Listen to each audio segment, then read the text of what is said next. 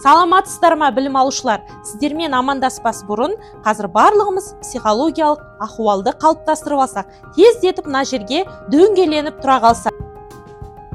Жақсы, қазір біз сабағымызды психологиялық дайындықтан бастаймыз. Яғни оның атауы сенің жұлдызды сәтің әдісі.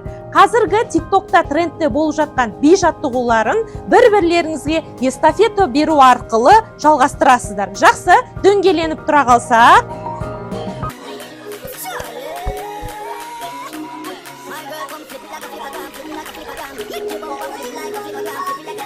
Білім алушылар жарайсыздар. Ал енді қазір барлығымыз қолымызға ұялы телефонымызды алсақ, камераны қоссақ. Жақсы, қазір мен сіздерді топқа QR әдісі арқылы бөлетін боламыз. Барлығымыз камераны ашып,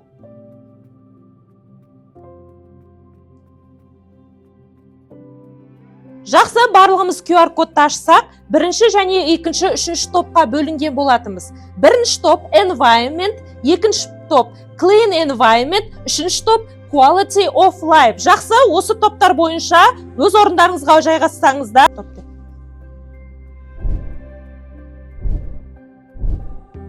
Бірінші және екінші, үшінші топқа бөліндік. Қарап тұрсаңыздар, әр топтың өзіндік бір атауы бар. Осы сөз тіркестері арқылы біз бүгін сабағымызды, жаңа тақырыбымызды ашатын боламыз. Бірінші топ сіздердікі environment. Қандай мағына білдіреді деп ойлайсыздар? Аида? Жалпы менің ойымша environment дегеніміз қоршаған ортамен байланысы бар шығар. Жақсы, жарайсыздар. Я, Адель?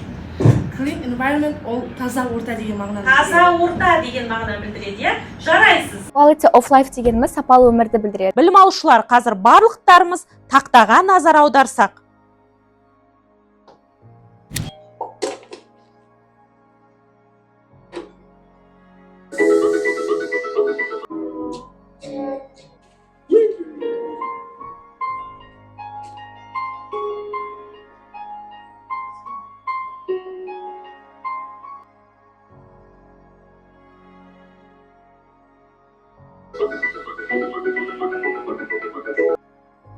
Білім алушылар, қазір сіздерге ұжымдық жұмыс Google әдісі арқылы қазір сіздер есте қалған екі нәрсені жазасыздар. Келесі, бізде бейне материалдың негізгі идеясы не туралы? Ең соңғысы, бейне материалға байланысты туындаған екі сұрақтарыңызды қойыңыздар. Есте қалған екі нәрсе.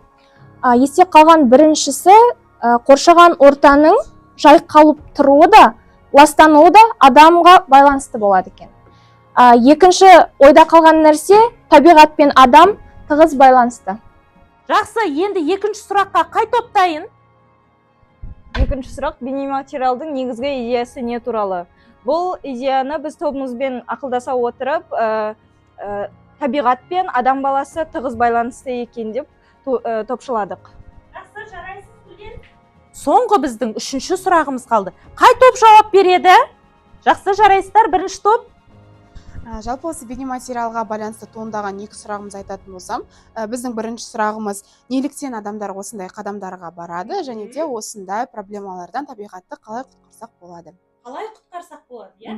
Жақсы, жарайсыз, Аида.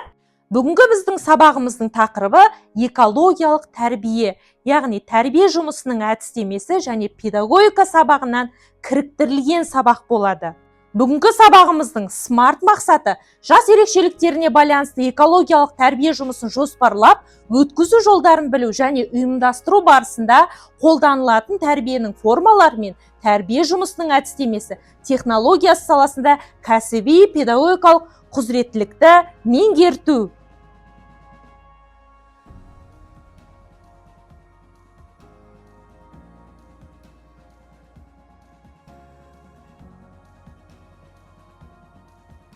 Білім алушылар, алларыңызға қарасаңыздар, мен сіздерге чек-лист таратып бердім. Жақсы білім алушылар, бүгін сіздермен Блум таксономиясы арқылы бағаланып, тапсырманы орындайтын боламыз. Олар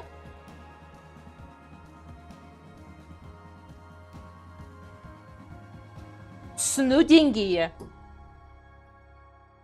жинақтау деңгейі, талдау деңгейі, бағалау деңгейі, білу деңгейі.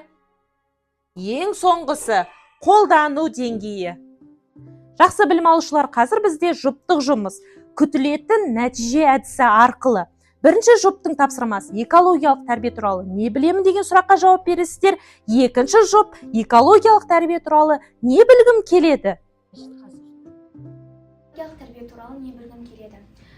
Мектептерде оқушыларға заманауи әдіс тәсілдерді дұрыс пайдалана отырып, қалай тиімді тәрбие беру керек екендігін білгім келеді. Жарайсыз, яғни осы сұраққа жауап іздегіңіз келеді. Жарайсыздар, отырамыз. Ең бірінші деңгей бізде білу деңгейі, яғни қос жазба күнделігі әдісін қолдана отырып, экологиялық тәрбие және оның мақсат міндеттері туралы мәліметтерді оқу және дәптерге жазыңыздар. Қос жазба әдісі. Қазір сіздерде оқулық тұр. Сол оқулықтың бетін ашу арқылы экологиялық тәрбиенің мақсат міндеттерін дәптерлеріңізге жазасыздар. Келесі бізде түсіну деңгейі, жеке жұмыс. Қазір сіздер интернет желісінен экологиялық тәрбие жайлы айтылған ой пікірлерді табуларыңыз қажет. Ой пікірді тауып жазсаңыздар 4 балл, ой пікірін тауып жазып талдасаңыздар 6 балл қойылады. Уақыт кетті.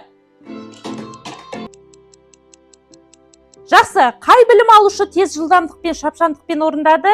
Жақсы, жарайсыз, Әйгерім? Гераклит табиғаттың өзі көп сырын аша бермейді. Жарайсыздар, білім алушылар. Келесі деңгей бізде қолдану деңгейіне жеттік. Яғни бізде бүгін ерекше қазір топтық жұмыс болады. Яғни бұл жерде сіздер экологиялық тәрбие түрлеріне байланысты жағдаяттар құрастырып, көрсетіп, қолдану жолдарын түсіндіресіздер. Ал енді уақыт кетті.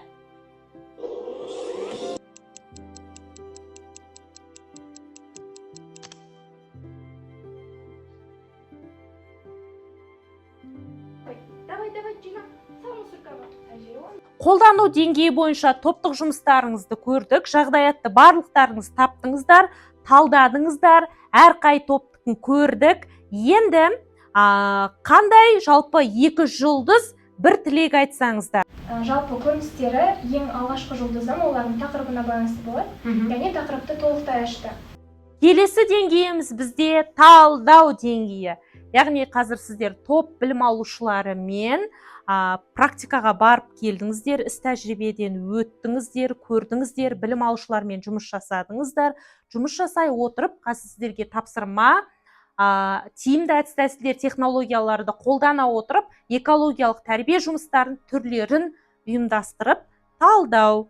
Бірінші апталықта экология және біз деген тақырыпты алған болатынбыз. Ол жерде ауланы тазарту жұмыстарын жүргіземіз, яғни сен біліп. Жинақтау деңгейіне де келіп жеттік. Бұл жерде сіздер қазір Canva бағдарламасы арқылы тапсырма орындайсыздар. Бастауыш сынып оқушыларына арналған ойын болып табылады, яғни 1 мен 4 сынып оқушыларына арналған ойын. Яғни бұл бізде бірінші қауіпті емес аймақ болып табылады, ал мына жерде бізде қауіпті аймақ болып табылады.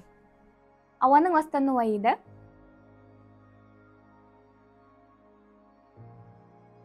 Жақсы, біздің соңғы әдісіміз ол идеялар копилкасы. Қазір сіздерге мен ұялы телефондарыңызға ссылка жіберіледі, яғни сол ссылка бойынша сіздер сынып оқушыларына экологиялық тәрбие беру мақсатында ата-аналарға, балаларға, сынып жетекшілеріне арналған өз ұсыныс кеңестеріңізді жазуларыңызды ұсынамын. Алдыларыңызда ноутбуктарыңыз тұр, яғни сіздер жазғандарыңыз мына тақтадан көрініп тұрады. Жалпы менің идеям, мен ата-аналарға идея айтсам деймін. Ең бастысы әуелі олар өздерінен бастау керек деп ойлаймын. Өздері экологияға жақсы қарым-қатынасты болу керек. Содан кейін өздерінің өскелең ұрпақтарына, өздерінің балаларына дәл осы экологияға деген қамқорлықты бала күннен дарыта білу керек деп есептеймін. Бағалау деңгейін аяқтадық, Блум таксономиясын аяқтадық. Енді сол бойынша барлықтарыңыз өздеріңіздің қорытынды бағаларыңызды айтсаңыздар. Медина? 90. 90 балл шықты. 85. 84. 84. 80. 80. 90. 90 балл шықты, иә? Жақсы, сіздерге көп рахмет. Алдағы уақытта кездескенше.